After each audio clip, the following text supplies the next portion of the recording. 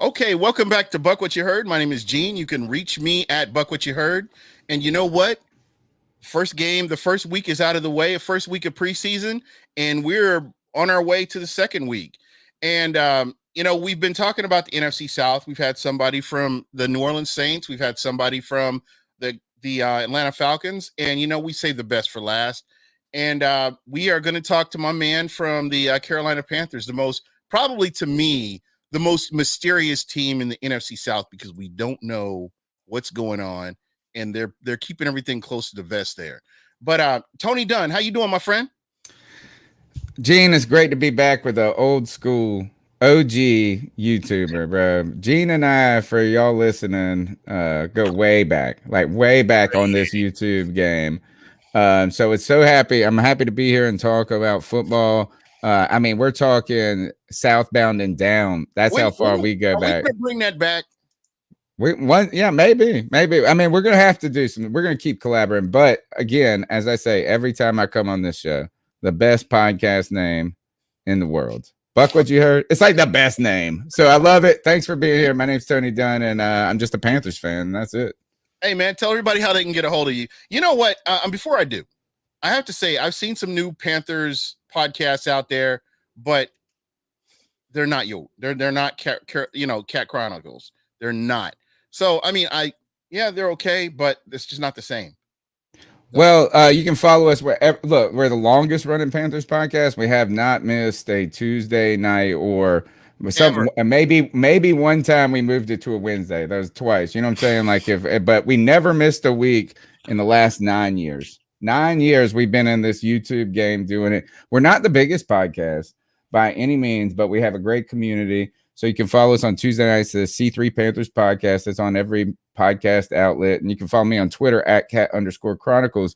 And look, I ain't trying to I don't knock anybody who's grinding on the podcast game.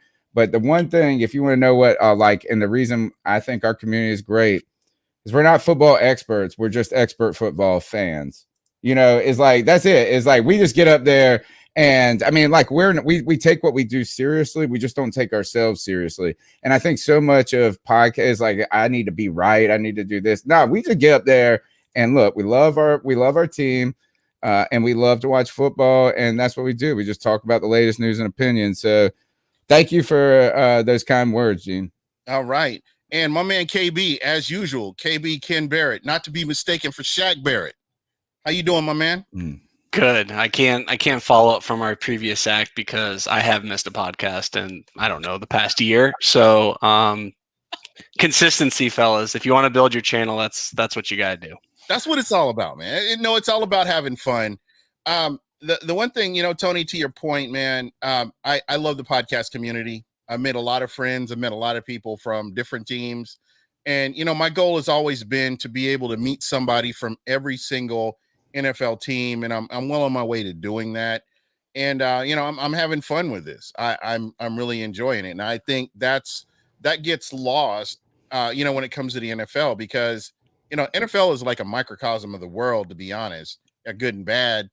And when you can make friends, regardless of your poor choice in teams, we can all be friends. Exactly. You know what I'm saying? Or you might say the same thing about me. No, yeah. I think there's a level of respect for anybody that just loves something, right? I actually got in, and this is funny that you said this because of microcosm of the world. The reason I started our podcast, and it was really a website that we were trying to write fan articles originally, and then podcasting became, and that became our bread and butter. But I'm into people and society and stuff. And I was arguing about politics. I was just like so invested in the world, and I was so stressful. And, I said, man, let me find a way to use my creative energy to write, to talk, and it not be so stressful, except for what's really wrong? Are you really going to hate me when I say the Atlanta Falcons suck? No, hell no. I'm no, you know what I'm saying? Right. And so you get to have that kind of banter and fun, but it's also on a level that is, think about it, it's a game. Yeah. Right. So it's fun. Like we're little fraternities of people, and you're right. meeting these people and talking about this. And I love this. I love coming on these shows because right now I'm a scout. I'm here scouting y'all. We get so, if you go and watch these podcasts, Gene, about anybody, I mean, we know all these people that are doing this. Right. And we know so much about our own team. Right. We'll be sitting here, we're arguing over this guy, if this guy should be cut and this guy would get cut, and they're both getting cut. Right. And nobody has ever heard of these people. Right. But sometimes we're looking in the mirror so much, we forget to kind of look outside and what other teams are doing, and so that's why I love these collaborations. And for me, that's what I don't want to get to that point. I want to be able to say, okay, let me see what the Ravens are doing. Let me see what the Titans are doing. Right. Yeah, definitely. Because there are other teams besides the Tampa Bay Buccaneers, which is my love. And when somebody's like, hey man, I love your show. Let me come on with you, or why don't you come on with me? I'm all for it. Because it helps you to understand. Because when you watch NFL Network, how many times has it been, and how many times have you watched it and you listen to these clowns and they're like, they say something and you're like, oh, wait a minute, he doesn't know what he's talking about. Or I haven't watched that. I hate to say, stop that. Do not talk bad about Steve Smith. Did you see his little rant there at the end of the Lions game? What he said about the Bucks, about how they were going nowhere. But this team was trash. That's all. But that's Steve Smith. He says what he means, and he means what he says. I haven't, and to be honest, I have not watched the NFL Network in maybe 4 years. Yeah, swear to God, I haven't watched ESPN. Like, where I get all this is I go to people who watch it every day, all day. Mm-hmm. That's what I do. Like, I mean, if I want to know something about your team, I'm not going and watching ESPN. No, I'm coming to buck what you heard. Exactly. And that's kind of where I was kind of going with this. Because I've heard people say stuff about Carolina, and then I've watched your show, and you guys don't even mention it. And I'm like, well, wait a minute. Well, you guys are a little bit more invested. They've got a script that they have to read off of, sure, and narratives that they have to follow and stuff like that. So, yeah, man, I'm definitely going to follow you and, get an idea what you feel is going on because you're invested. Yeah, definitely. And we'll talk about other people besides Christian McCaffrey as previous networks. That's probably all they talk about. Oh, he is nasty, though. He's nasty, though. No, but I think put some respect on DJ Moore. Like, there's other people that how is Sam? I mean, plus just had a question up there. How's Sam Darnold looking? I mean, that's going to be the catalyst of what the Panther season looks like this year. Totally. Gene said this earlier, is that the Panthers are a mysterious team. Right. And that's just true. That's like a great way of describing it, because even people, we don't really know. We don't know what our team is. I mean, we know that, look, we have Christian McCaffrey. We know we have DJ Moore and Robbie Anderson, but we have some offensive talent. We've got some very young defensive talent, but we also have a newer coach, right? 1 year during COVID, right? 1 year during COVID. What you can say about Matt Rule is that the players are buying into what he's selling, and I hope. I hope they are. Well, I sure hope. Thing with the Giants right now. I mean, I haven't heard peep from the Panthers organization in terms of players being unruly or Matt Rule. I mean, he's a structured guy, but he's not Greg Schiano. What's going on? Yeah, he's kind of a player's coach. He's like the preacher coach, man. It's like, did you ever get mad at your youth minister for telling you to be quiet? Like, no, is that he didn't beat you with a stick usually or something. But back to the point, though, is that to this mysterious level is that we think, look, we have this optimism that surrounds this, is that Matt Rule is supposed to be the program builder. We got some interesting and young talent on both sides of the ball. Young, not complete, though. We're not a complete team, particularly on the defense, but some of those players are young, but they're still also unknown, right? I mean, it's like, look, Jeremy Chin, he should have been Defensive Rookie of the Year. He had more defensive touchdowns in a game than any rookie has ever had in the history of the world last year against I think it was Minnesota or Detroit or whatever. 2 in one game, 2 scoops and scores in a game. Wasn't it Minnesota? I think it was. Yeah, I do think it was Minnesota. I think it was Teddy Bridgewater's return game. But at the same time, while we kind of have these rose-colored glasses about like how this optimistic future of youth and believing in rule and whatever that may be, the unknowns are still there, right? And the biggest, I guess, the symbolism of that unknown is Sam Darnold. Oh, absolutely. Right? He's like symbolic of the mystery because he is. We're all waiting to see if he is the Sam Darnold that he was with the Jets, or is he the Sam Darnold that we were told about going in, out of college? And also, was Adam Gase and the Jets the problem? Was Adam Gase and Sam Darnold the problem? Or was Sam Darnold just not good? And so I wish I could tell you what we think about Sam Darnold at this point, but we have no idea. Yeah. There's he's played in practice. He didn't play in the preseason game and actually have no problem with it. Yeah. I don't even want them to play our starters at all in the preseason. I would not even be opposed to not playing the starters at all for the entire preseason. And what I mean is you bet on Sam Darnold. That's what they did. They cut Cam Newton. They bet on Teddy Bridgewater. Didn't work. Hit him to the curb after a year. Then they bet on Sam Darnold, passed on Justin Fields in the draft. Right? I mean, it's there. Like if you had the opportunity, if you wanted to do it, you could have. But they made those decisions intentionally. Right. Right. And so now they placed their bet, and we're all waiting to see if it pays off. And it's kind of a boom or bust situation, I think. Yeah. He might be awesome. He might be terrible. And if he's 7-10, since we got 17 games now, 7-10, then we're all looking for a quarterback next year again, probably. But this is the thing. I think a lot of this is going to hinge on how Christian McCaffrey is. Is he healthy? Is he 100%? Because I honestly believe that if Christian McCaffrey is 100% healthy for 16 games last year, Teddy Bridgewater is still under center here in Carolina. I don't care. Well, then I am so happy that he did not play 16 games. I'm just saying when you're missing that kind of offensive firepower, like a Christian McCaffrey who can catch the ball out of the backfield or he can run. I'm telling you, and I may be wrong, and I'll probably get roasted for saying. Yeah, he's like one of the best players in the NFL, if not he's one of the top 5 offensive players. Like a Saquon Barkley. Better than Saquon Barkley. Saquon Barkley can barely hold Christian McCaffrey's jock at this point. I mean, honestly, Christian McCaffrey has had a 2,000-yard season. Yeah. You know what I mean? The 1,000 rushing, the 1,000 receiving. Man, Saquon ain't done nothing in comparison to that. We did see some explosions his rookie year, but come on. Christian McCaffrey's the top. But here's the thing. Teddy Bridgewater's sorry, bro.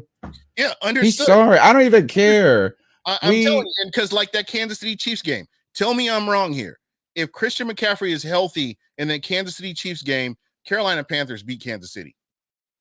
They beat them. There's probably Christian McCaffrey, I think, played in about 3 or 4 other games that if Christian McCaffrey is healthy, those are totally different games than what the score tells you.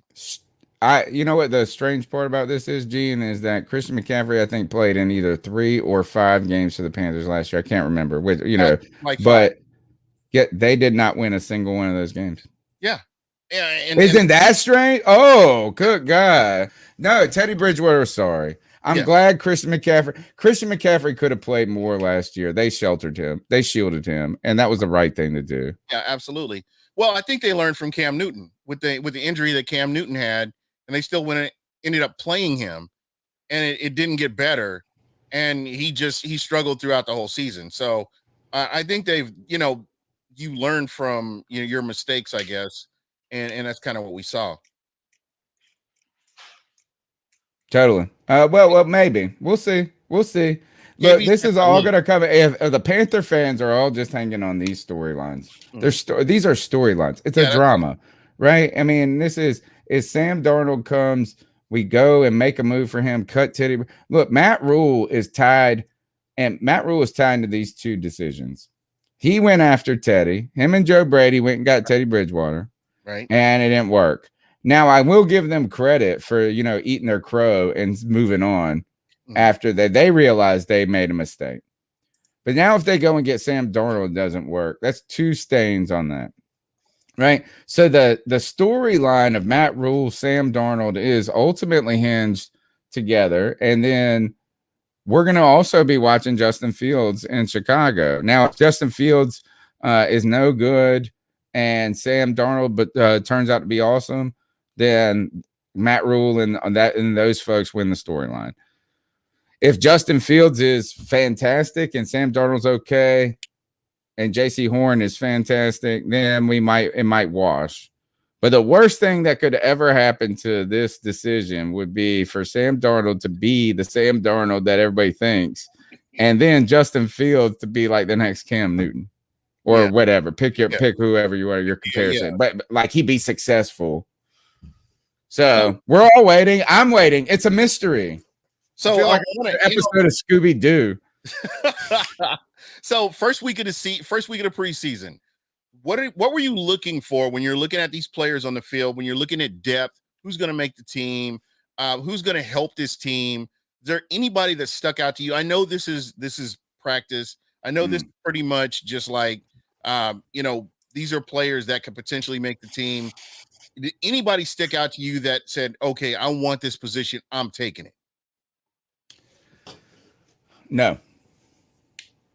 That sounds like a terrible answer, doesn't it? But I'd like to remind we didn't look at if you look at the New Orleans Saints and you had Jameis Winston and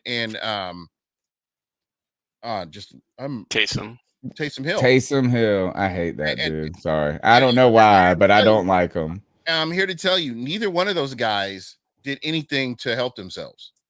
They didn't distance. There is no separation. So if we look at the beginning of the season before anybody played and we're like, okay, who do you got? And then you look at the first game of the season, there's no separation. They're still where they were at the beginning of the season. KB, jump in here, man. It's your convo. Keep it going. No, all right, let me answer this so when it sounds like I'm down on my team by saying no. No, you're not. Right? But here's the deal. We did not play a single starter. Of course. On either side of the ball in the first preseason game. Not a single starter, one snap in the first preseason game. And I think it's brilliant. Screw it. You're going to keep those guys no matter what. You already kind of know the guys, the first 40 dudes are going to keep on the team. 100%. So what we did is we used this first preseason game to give reps to the 2s and the 3s, right? And to help decide backup positions completely. So actually there's 3 things. There were 3 goals to preseason game 1. Number 1 was to give reps to guys that are on the second, the 2s and the 3s.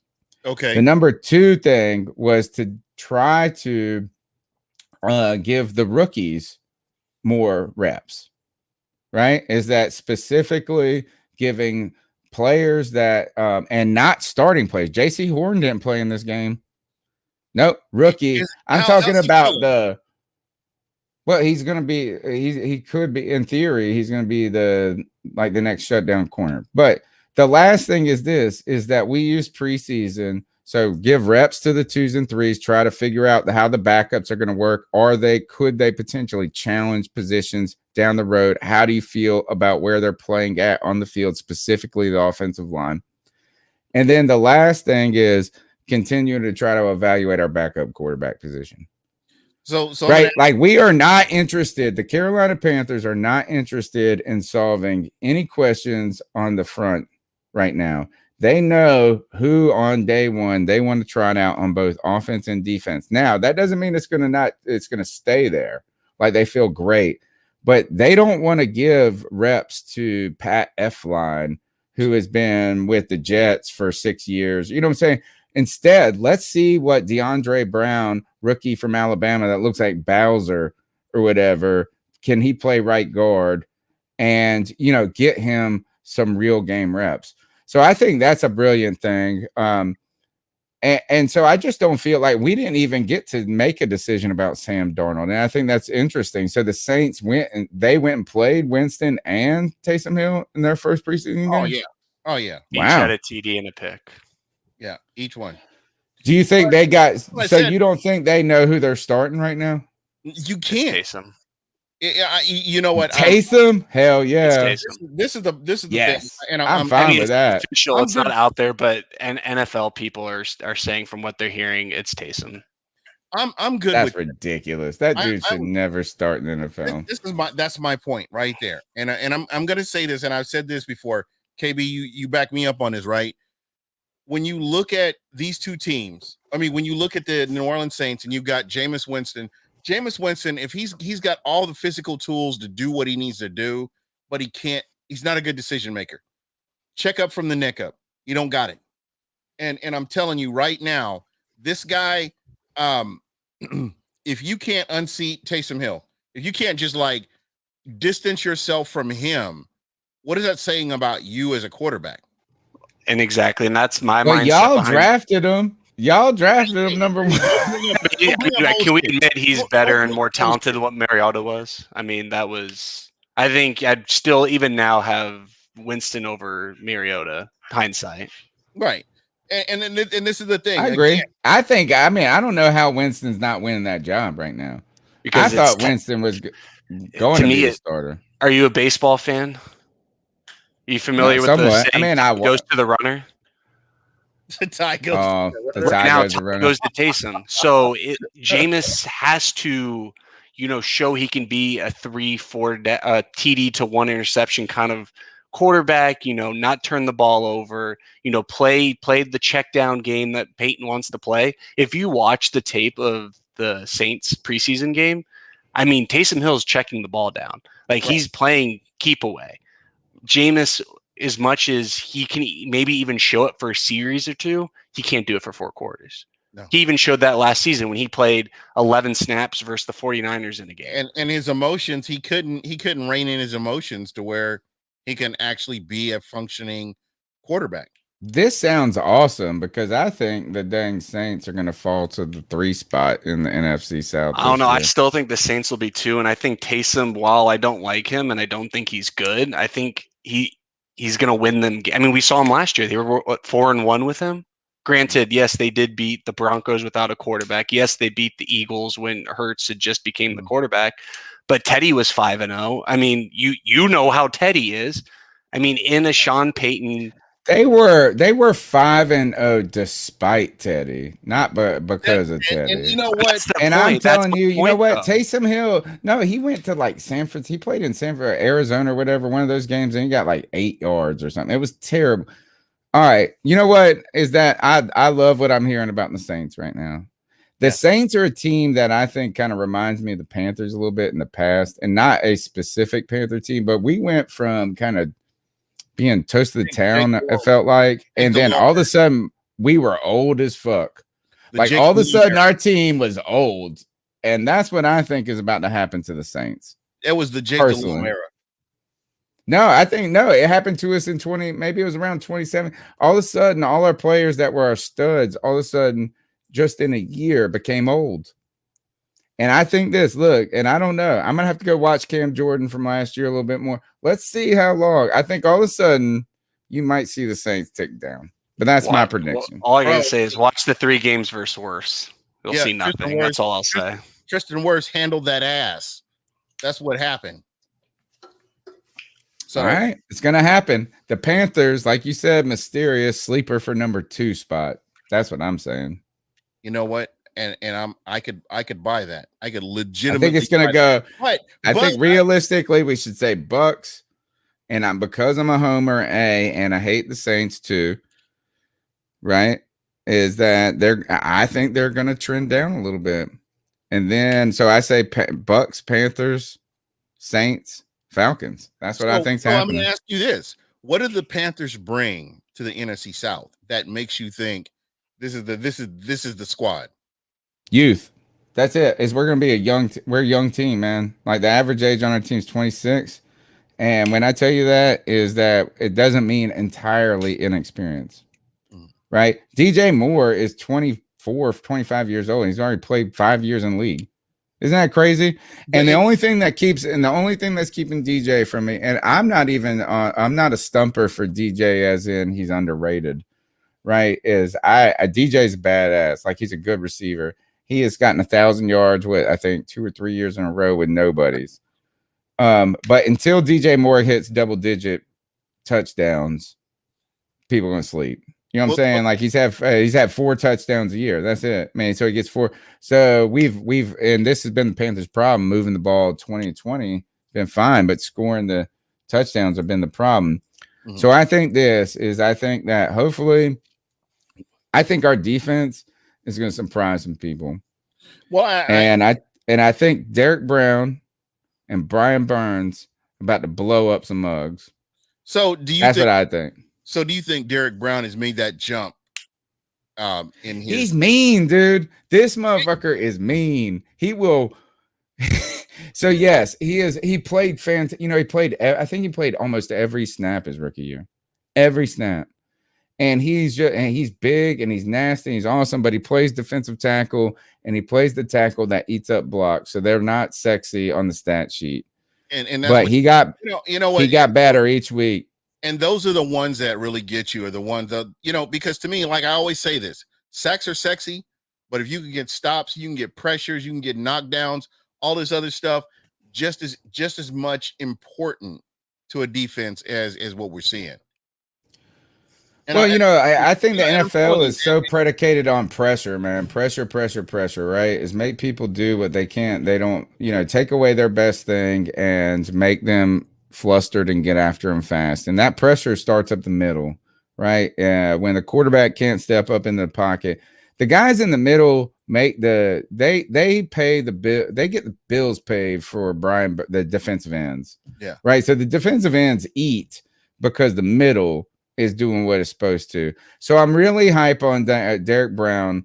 I thought he was pretty much like kind of an elite rookie last year, but because of the position, was kind of a little underrated.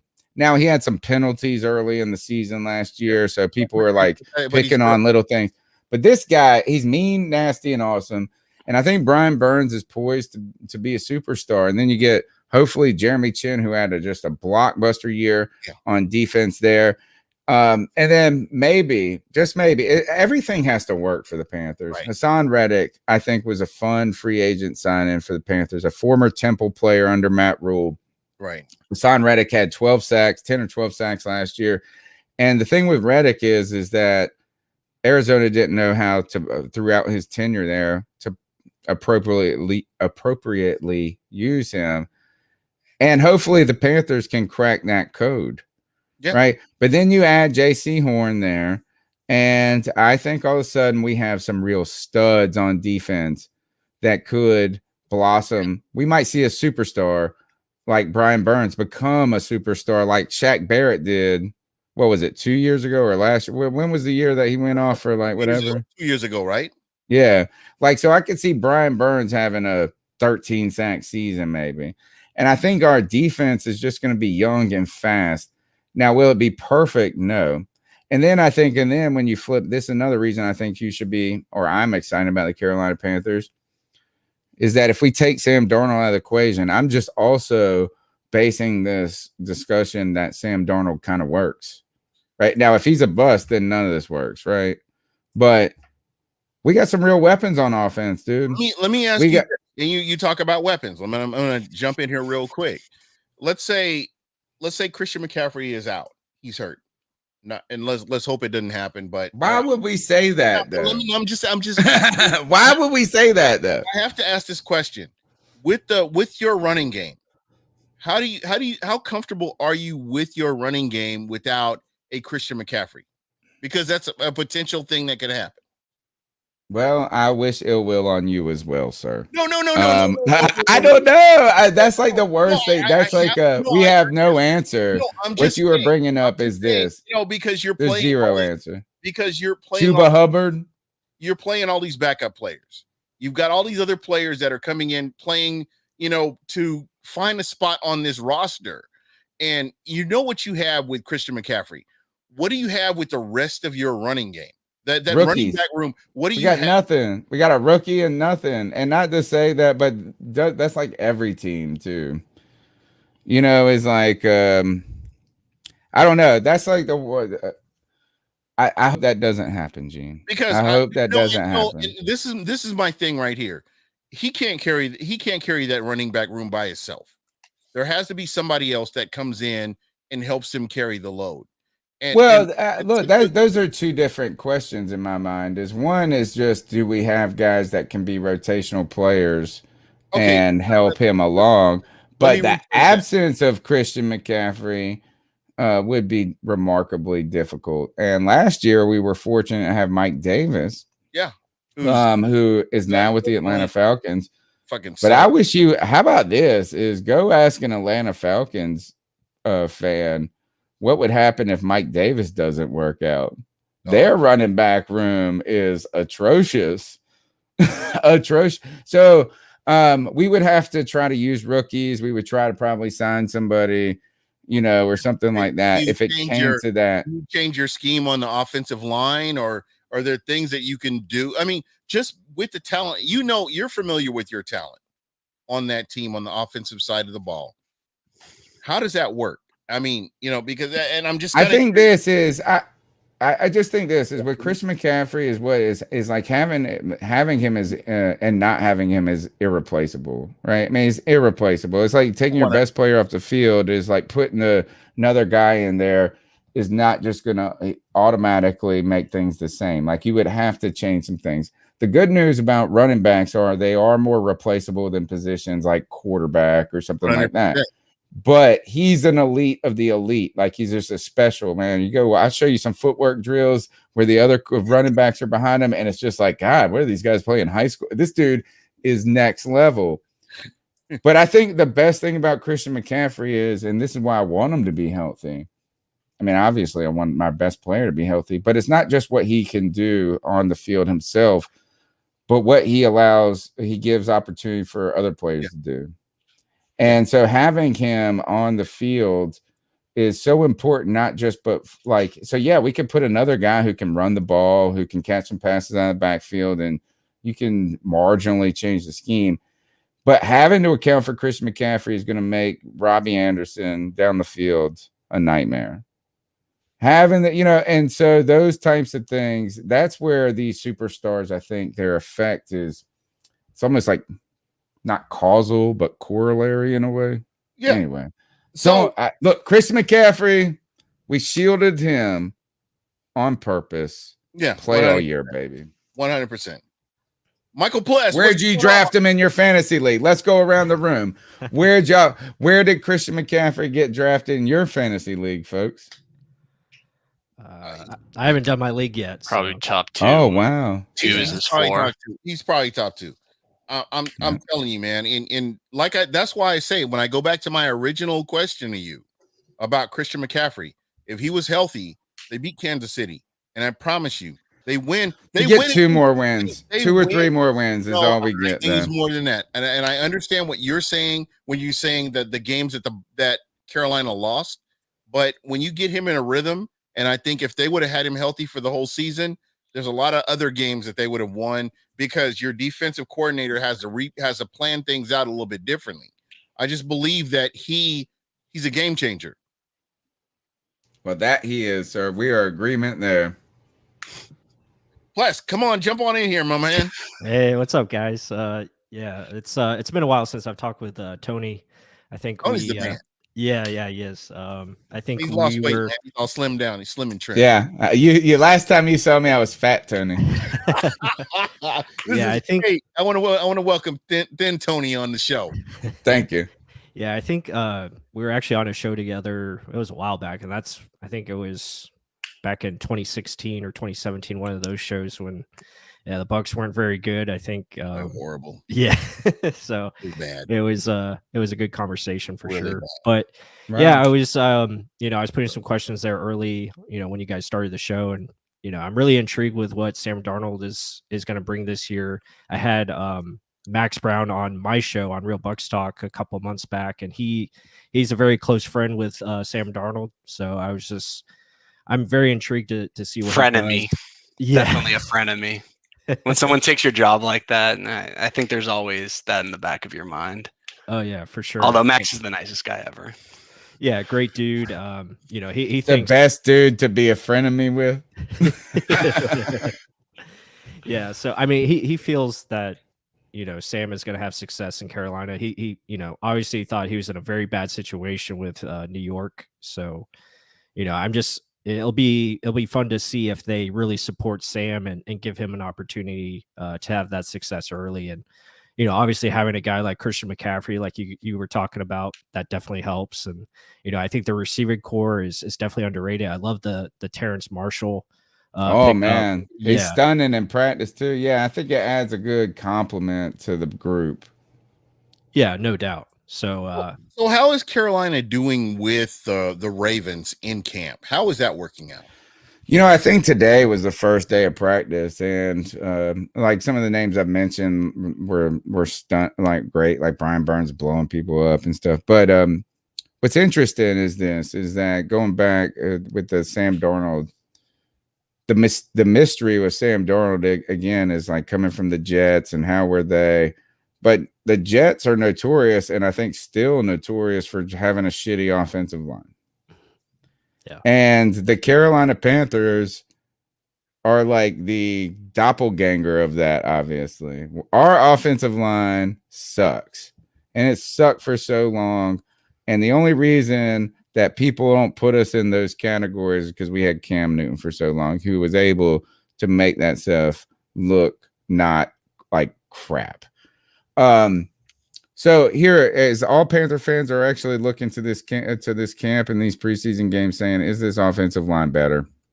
And we got some major questions, and they always go back. Gene, how many times I've been crying about left tackle to you for the last day? Speaking of left tackle, Byron Bell. You traded one. Just thank God. Week. We traded a bum, dude. We didn't trade a left tackle. We traded a bum. Well, who's coming in for him? Is it Cam? He Irving, wasn't starting. Brady Christensen? He played with the threes in the first preseason game. Our former second-round draft pick that we traded up for played with the bums. But who's the starters? What is my question for you? Is it Cam Irving? Is it Brady Christensen? Who's the left tackle?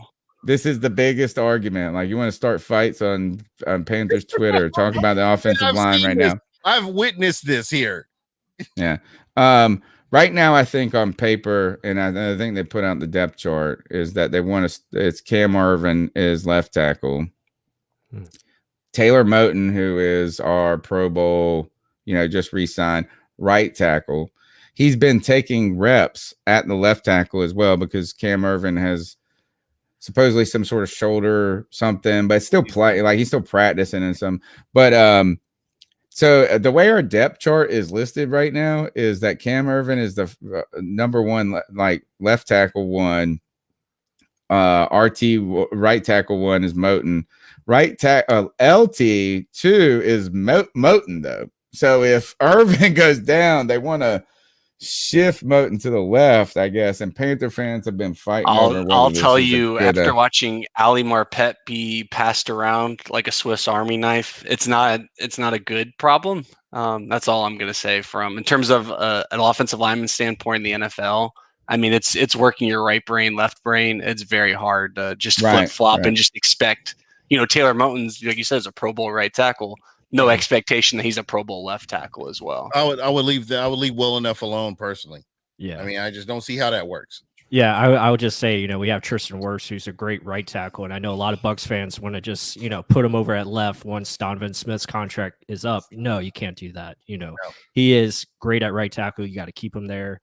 I mean, right tackle and left tackle are just as important now in today's NFL. And they're getting paid similarly too now. So there's really no advantage. That's why the whole, Ravens right tackle, Orlando Brown, that whole situation threw me for a loop because to me, the Ravens are the type of organization that would pay Brown accordingly if he, lived up to it. So why request a trade to play the side that you're probably not as good at? And Tony, I have to really jump in here real quick. Because I do want to talk about tight end, and because that I know that has been a hot topic. Another mystery. with Panther fans, because I've asked the question, and this kind of goes along with the offensive line as well. But where are you guys with tight end? Are you guys at Dan Arnold, baby? Dan Arnold. That's what we're all in on. Dan Arnold, from I guess he played with the Cardinals last year. Was he a Saint at one point? Yes. Not mistaken with Tom Arnold, but Dan Arnold. Right. So we're all counting on the Sam Darnold to Dan Arnold connection. And he played receiver in college. We got Ian Thomas, who is part of the last regime, and one of the things our coaches have done is completely rid everybody that used to be on the team, like anybody. I mean, Greg Little's another example of this. Will Greer's next. Look, you want to hear some names? Will Greer is next. Like the last little pieces that are linked to the Marty Herney, Ron Rivera era. And I guess we're hoping on Tommy Tremble out of Notre Dame, and he's a big badass dude that the Notre Dame system didn't really benefit tight ends for being sexy. You know what I'm saying? It wasn't like passing. So who knows? I mean, I don't know. Is that it doesn't seem like a terrible weakness. We're counting on this free agent acquisition of Dan Arnold being a red zone threat. And Ian Thomas being in, I guess, the last year of his rookie contract to be playing hard, and Tommy Tremble maybe adding something. So yeah, another thing about the Panthers team is we're so young is that could kill us, but it could also just be awesome too.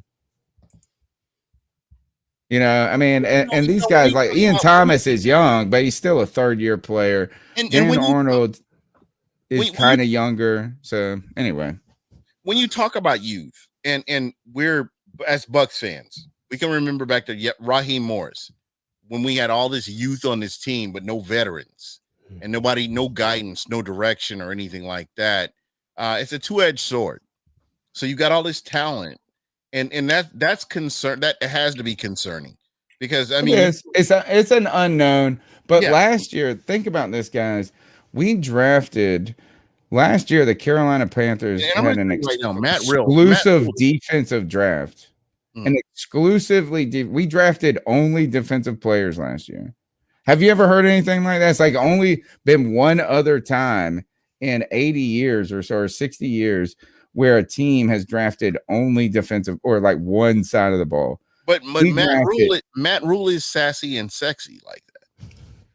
We knew this. Our defense was old and it was time to get young and quick. Right. And that was also with our old GM. I think Matt Rule had a lot to do with that. We started 4 rookies on defense last year. So it is risky, but I think some of our young players are growing up quick. I mean, we're talking. I even call DJ Moore a young player. Dude's 24 years old, and he's in his 5th year in the league, or whatever it is, 25. I mean, like, he is a baby. This guy is a baby, and he's been killing it. So, I think that there is enough. Hopefully, look, I'm not saying we're going out and win the Super Bowl. No. That's not what I'm saying. I just want to take a significant step forward is what I want as a Panthers fan. And it comes back to Sam Darnold. Darnold, is he trash? Is he pretty good? Or is he better than good? So what defines that step? Is there a win total? Is it what you're seeing on the field? Obviously, it's going to be a combination of, but if you had to put a win total on that, what would you consider to be a step up? 500, and we can't get 500 anymore. No, you can't unless you want to tie 17 games. Is that I think 9 and look, I'll be happy if we go 7 and what would that be? 7 and 10. 7 and 10. I'm not gonna get up here and cry. Like, I'm not gonna get up here and be like, the world is ending. If we go 9 and 8, I'm saying, man, we are moving in the right direction. But if somehow we hit 10 wins because, you know what I'm saying, we just hit lightning in the bottle and Sam Darnold actually turns out to be better than what he, kind of expected. Joe Brady in his 2nd year as an offensive coordinator, right, starts to unleash a little bit more, right, more comfortable in that. Matt Rule, more comfortable training camp. And you kind of brought your guys in. If somehow we hit 10 wins, I'm like this. Tony, I'm going to tell you right now. I'm going to tell you to the Super Bowl next year. I'm going to tell you right now, if Joe Brady is available, if they get over 10 wins right now with Sam Darnold, I know, he's Joe gone. Brady is outie 5,000. Trust me when I tell you this right now, because everybody eyes are all on Joe Brady. I'm surprised Joe Brady isn't gone this year, but I'm telling you what, if Joe Brady can turn around, he didn't do enough last year to deserve a job. But I'm just saying, if he, he's a hot name. Yeah, he's a hot name, and if he can turn Sam Darnold around, I promise you. Yeah, I know, and that is a challenge. That team's success can bring its own challenges, right? 100%. And we were arguing over this when we were trying to hire our head coach, and one of the benefits of hiring an offensive coach is that when you have success, you don't lose your greatest asset. But if you're a defensive coach, which I like, man, there's some great defensive coaches out there. Ron Rivera was good for us. If you think about what Sean McDermott's doing in Buffalo. Yeah. But the problem is if they have a brilliant offensive coordinator and they lose that, it's hard to replace it sometimes. Wow. But when the brilliant offensive coordinator is the head coach, you can't go nowhere. Like, you get to keep them. Yeah. Let's jump in here, man. No, obviously the success, it rides on Sam Darnold in that offensive line. That's why I was talking about, earlier. It's like, how much can they help Sam and make him kind of overachieve a little bit? Because what I've seen so far of him, I just feel like he is who he is. I'm not sure, Joe Brady's going to make him. What is that? Let me ask you that. What is that? What do you think? What he is as he is, and it's not a negative thing, but no. It's a fair question. Just based on what I've seen so far from him, I just don't feel like the ceiling can get any better. Like, I just don't see an upside. Like, I think that sucks because that's really bad. That doesn't mean you can't get better than that. Yeah. That doesn't mean you can't scheme him better than what his potential may be, though. You can still play within his skill set. He's younger than Zach Wilson. Yes. What? We're the same age. The old Darnold came in as a true freshman. Yeah, he was like 21 when he came in. Mm-hmm. And then here's one other thing. And I'm not trying to dismiss his bad play. Look, he's just prone to turnovers. Yeah. He has some great physical ability. They call him a practice warrior. But he played on a team with Adam Gase. Yeah. Jesus Christ. And Adam Gase, was the head coach. Think about this. When he was with the Jets, he was the head coach. Mm-hmm. He was the offensive coordinator, and he was the quarterback's coach. Mm-hmm. And he wasn't good at any of them. No. Yeah. Like, how are you going to, and that's on, and a little bit, I just think this, and I'm not trying to excuse Sam Darnold. Those questions are true, right? It's like, we're all waiting. The mystery is there. But at the same time, if you're not good at being a head coach, how can you be the offensive coordinator? Like, what is he real? How can he do all those things? And Tannehill, and I'm not a Tannehill fan, but dude is thriving now. But he's away from Adam Gase. He's in a system that plays for his strengths. Yeah. Oh, well, that's, you know what? Maybe that's a good sign of a good coach and a good coordinator. Like, and listen, that's Gene. I was just gonna say that's what I was trying to say.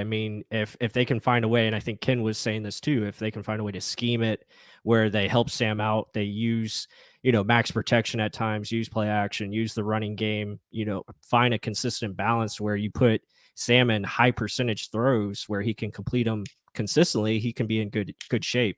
Because that offensive line is definitely going to be their weakness going into this year. If they can find a way to move Sam Darnold around in the pocket, use that athleticism, give him, 1 to 2 reads and make it simple, I think he's got a good chance. And, Carson Wentz is a great example of that. That's what they did with him in Philly when he had that great year before he got hurt. I think that's something Sam could definitely I just think this is one other thing is, look, is Robbie Anderson and Terrence Marshall Jr., Christian McCaffrey, and DJ Moore the best weapons Sam Darnold's ever had. In fact, any one of those guys, the best weapon Sam Darnold had in New York was Robbie Anderson, and he actually blew it up with him. Jamison Crowder was their best receiver last year. Mm-hmm. Yeah. So, I mean, like, is that, and so I'm not trying to excuse Sam Darnold, but if he don't do it here, then he does suck. You know, again, I have to agree with that, because Matt Rule, I look at Matt Rule and I look at the players that are buying into his system. And I really believe that Matt Rule would be on the hot seat right now if more people weren't, you know, like, I don't know. I look at last year and I'm excited for what Matt Rule could potentially do for the Carolina Panthers. He's not close. There's no way. Look, he's getting 3 years regardless. They signed him to a 6-year contract. He preached the system. They're giving him 3 years. But if this doesn't work out this year, the seat will be hot next year. So I have to ask, if we get 500 or more this year, go ahead and sign Matt Rule up for 4 years. I promise you. So I have to ask, and that's the way it should be, to be honest. And based on what he did last year, did he make market improvement over what you expected from Matt Rule? Yes. Just him coming in.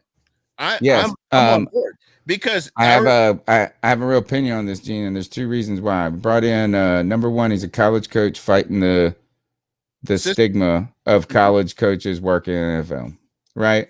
So you don't know. It's like the real unknown with Matt Rule was this going to be over his head, right? Yeah. Was this going to be too much?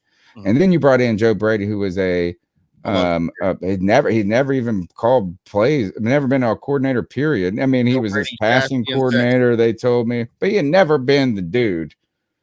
And they did this all in a COVID year, and with not a great team either. Yeah. And here's the one thing, is that if we think there's a strength to this coaching staff, is that they're a teaching staff.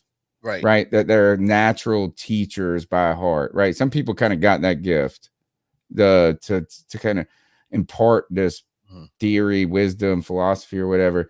And all I would say is this: is the Panthers got better throughout the season. Hey, and I'm going to say this, and I'm tooting my own horn, because I did. You did. You were all over it. I came on your show and I said, you guys are missing the boat here. Joe Brady is the real deal. And I said, you guys are going to win more games than you thought you were going to win. I was the only person that said that, because I was following Panther Nation. As you know, I follow a lot of different football organizations, but I said that Joe Brady is legit. Matt Rule is legit. I said if the team buys into what he does, they're going to be successful. They won more games than you thought they were going to win. They thought they won more games than a lot of your listeners thought they were going to win. And I was one of the guys. I was we get 4 or whatever, 3. When I don't even remember what it was, but it was terrible. You know who the real story, the secret story is?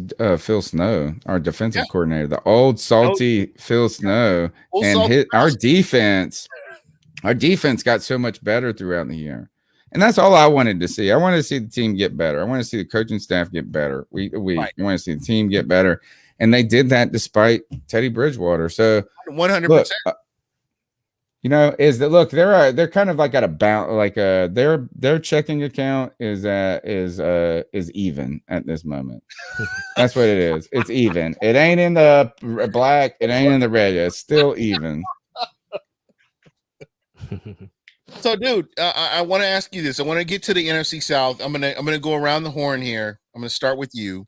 When you're looking at the NFC South, I don't know how much you've gotten to watch. What are you thinking about the NFC South? Is the NFC South going to represent, when it comes to the NFL? I mean, you've got the Saints, you've got the Bucks, you've got Atlanta, and then got Carolina. Is this division going to really show out like we think they are? I wouldn't think so. I mean, I would think this is all the pressure is on you guys. All the pressure is on you guys to be great. Like, you got to be a great team. You got to have, supposedly bring everything back. So you're the one thing that everybody thinks is supposed to happen. And sadly, in the world, that usually doesn't happen. So you got a lot of pressure on your shoulder. I mean, like, we felt like we were kings of the world, like coming back after 2015, like we're going to run this back. We're going to get back. Nope. So I hope and it doesn't. I just don't feel like there's a juggernaut in the NFC South other than you guys. And the only reason I say you guys are because on paper, you're supposed to be. Yeah. Right? Like, I mean, you're supposed to be like everything. You're the Super Bowl champions. You got the best quarterback in the history of the football game. You got talent up and down, brought all your starters back. Like, if y'all don't win, like, if you don't win 13 games, it's just kind of a actually it's Super Bowl or bust for you guys. Yeah. Like, now the expectation is Super Bowl. So the good news is the Panthers are playing without that expectation. The Falcons are certainly playing without that expectation. I'm sure. And so, no, I don't think the NFC South is going to be particularly fantastic. So I don't think it's going to be on the level of the NFC East of last year by any means either. So you don't think that when teams come in and face like a Carolina or an Atlanta, that there's an opportunity for those teams to win these games? Because I think that I like being the underdog, bro. So, like, I think I like those teams coming to our house and sleeping on us a bit. So the pressure is on you guys. The pressure is on the Saints a little bit, maybe. Yeah. I just don't feel like after the Bucs, there's anything that you should be betting on in the NFC South. Yeah. Well, that's just my feeling. Yeah, especially Cam Jordan. Because he talks trash all these years. He's the man. You would love Cam Jordan if he was on your team. That's what I say. As I hate Cam Jordan, but if you put him in a Carolina Panthers jersey, I'd be Cam Jordan up like a. He's a good trash chonker, man. He's funny. Yeah. But because he's not on the Bucs team, he can kiss my ass. Exactly. Exactly. That's kind of all right. What do you guys think? Pass it to somebody else. KB, jump in here, man. Go ahead, Ken. All righty. Well, I mean, in terms of the NFC South, I think it's a one team army. I mean, in terms of playoffs, I think one could possibly sneak in, but I think in terms of the entire division outside of the Bucs, you're looking at 500 both inside the division and overall record. I think you're going to see all three teams be around that 7-win mark at the low end, 6-7 wins at the least. I don't think anyone's going to lose 5 or more games in this division. I can see one team winning 10. I don't see, 2-3 teams in the playoffs, maybe 2. And even then, I mean, it all depends on health, as we're going to see across the NFL this year. I mean, the NFC West, I think a lot of those teams are overrated, but if healthy, they're going to be darn good.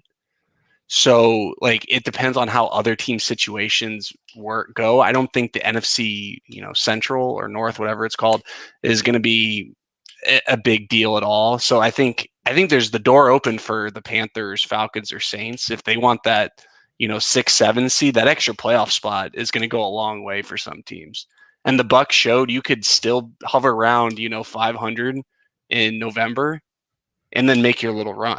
All it takes is being around 500 when you get to November. Then you got a chance. Yeah, I agree with that. I think it's a crazy league. I mean, it's week to week for sure. So many things can happen. Injuries play a huge part of it. You have to have luck.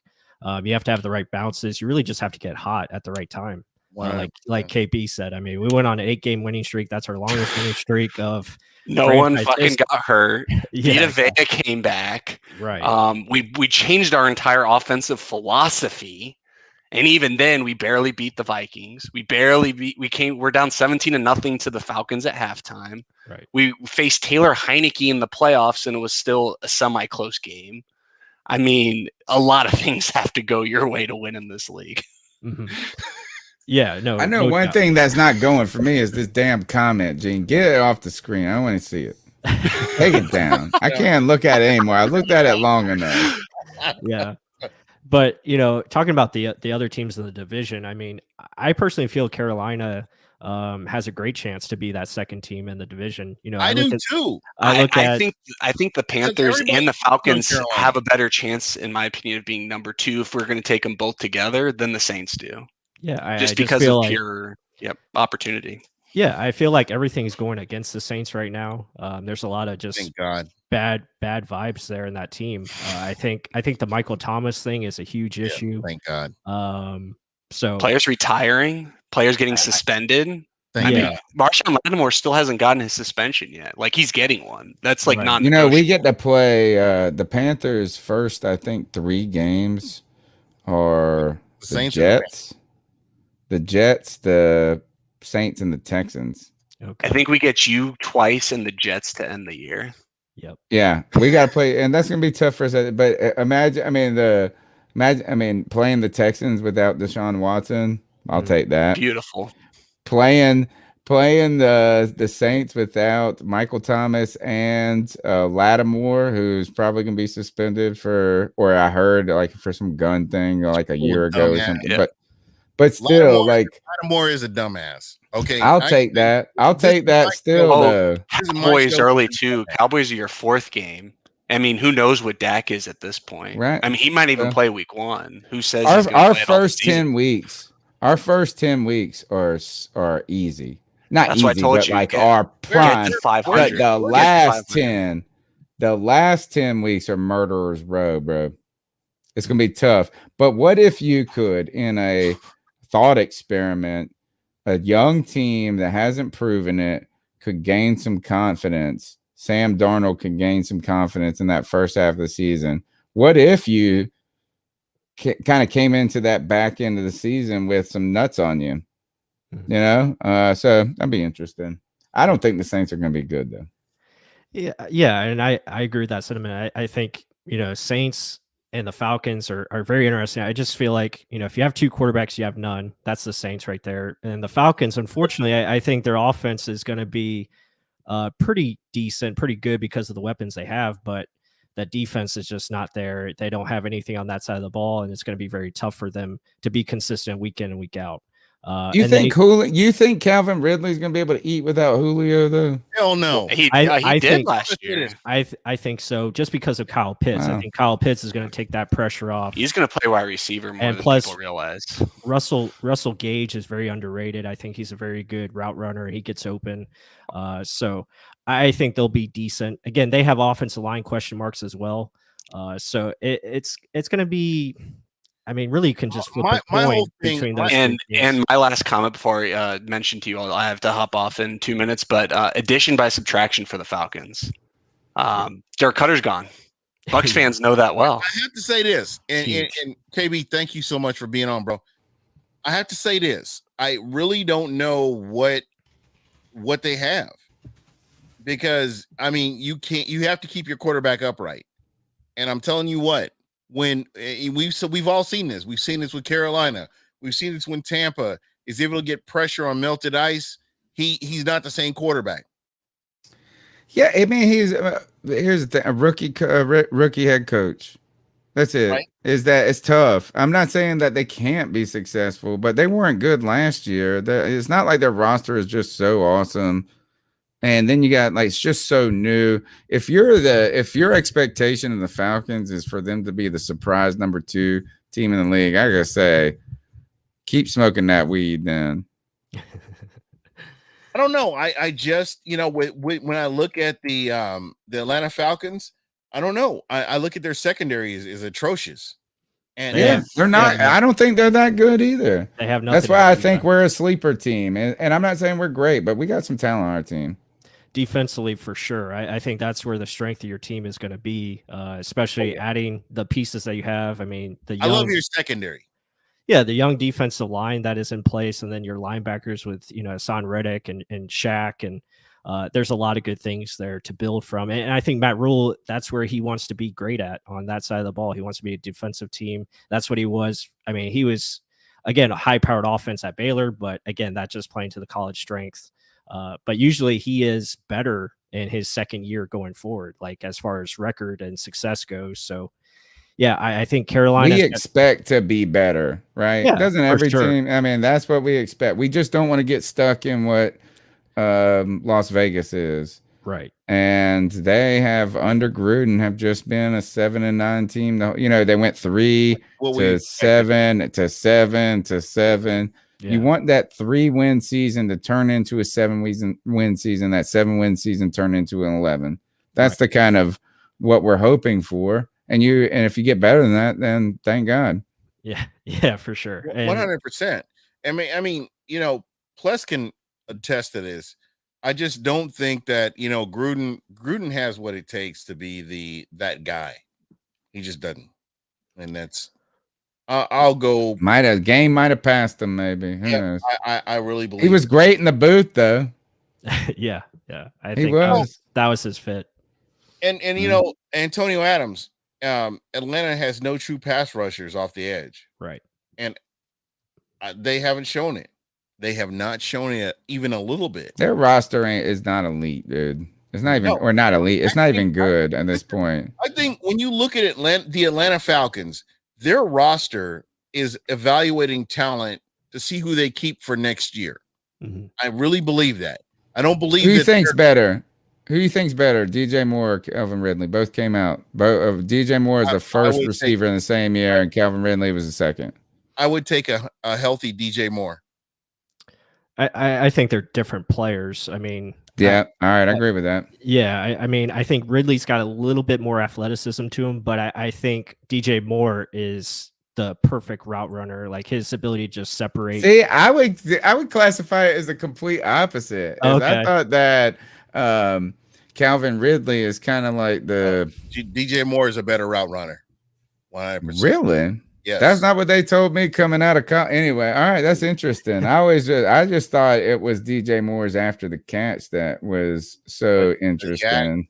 No, but seriously, if you watch DJ Moore and how he runs his routes and he's always there, he's always open, and the yards after the catch, I'm 100.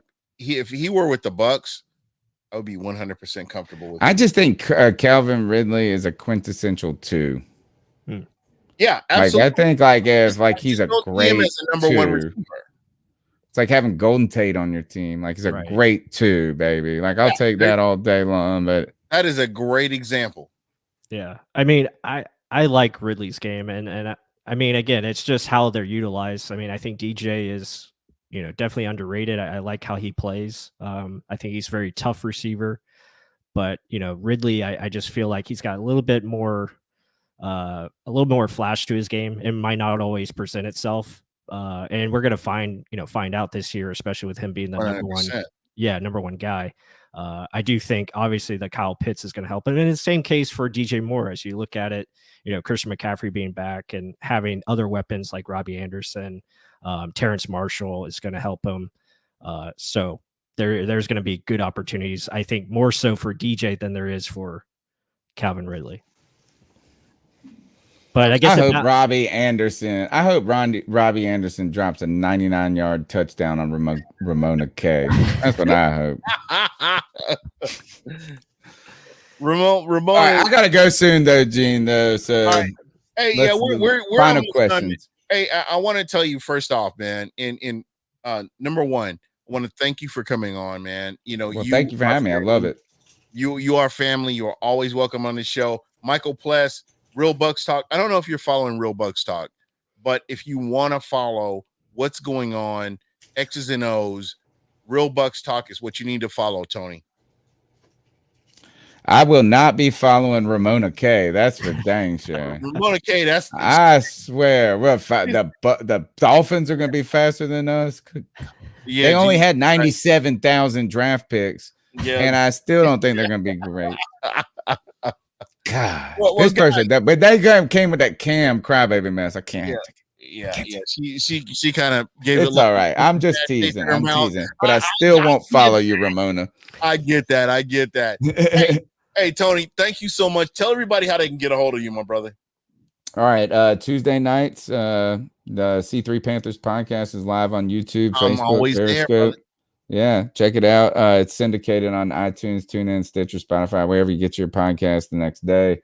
We're doing a bunch of extra stuff this season. We have a post-game show, so maybe we can do some collabs after the Bucks games late in the season. We're gonna make on Fridays, we got a fan free-for-all where we have it like kind of open where fans can drop in and talk and hang out that Cody Lashney is hosting. Oh my God. Other cool content coming up. I think we're going to do some Madden simulations where we simulate the game and sooner or later. Yeah, narrate this mess as the game coming up. And one thing I'm really excited about right now is we've made a friendship with this guy. His name's Tim Jenkins. He's a former NFL quarterback, and now he runs a quarterback kind of camp. And in the off season, he is PJ Walker's our backup quarterback coach in the off season. Really? PJ Walker goes and lives with him for a week. I mean, not live, but yeah, and they work together. So he's come on our show in the past, and he's gonna catch up with us on either Tuesday or sometime next week to review Sam Darnold's performance. He likes Sam, he's followed Sam Darnold as well, and he's got some good insight on PJ Walker. So some good content coming up on the C3 Panthers podcast.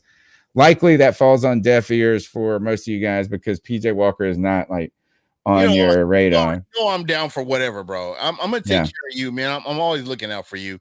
We are. Check us out. I'm not as nice as Gene though. Hey, we're gonna. Gene is the nicest guy on Twitter. I'm like the second nicest guy. We're gonna bring back. I'm not nice. Down. We're bringing it back. I don't care what anybody says. That was the second best podcast name ever. Southbound and Down. All right, Gene. Thanks for going. I gotta go check on my kids though. All right, my brother. Thank you so much. Peace out, guys. All right, take care.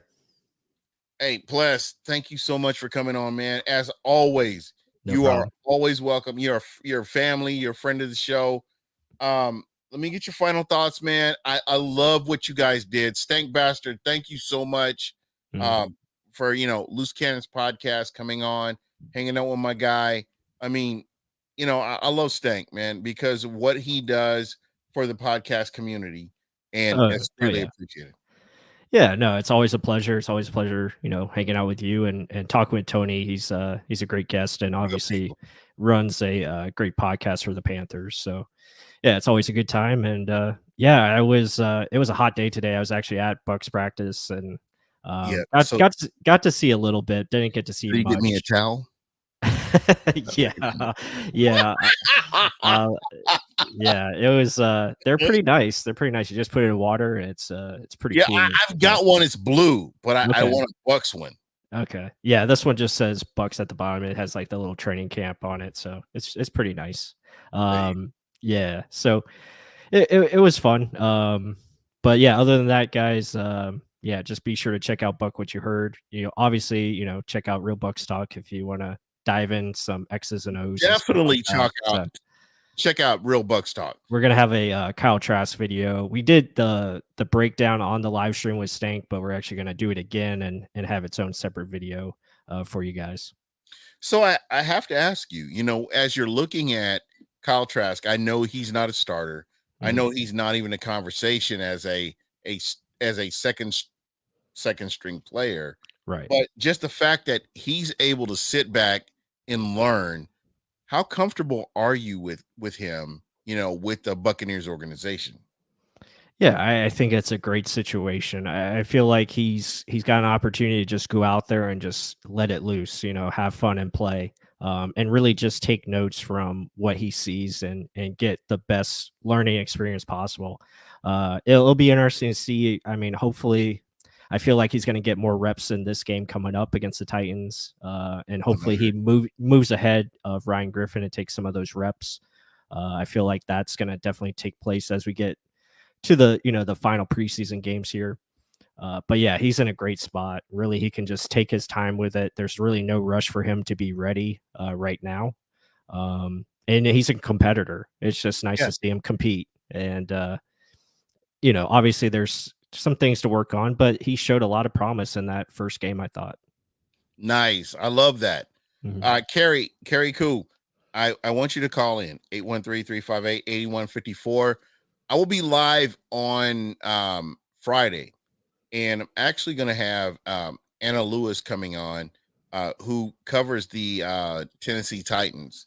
Very nice. And if you guys get a chance, I love what she does. She was actually a defensive coordinator for a Division I school, Division II. And the cool thing about it is she can actually break down game film.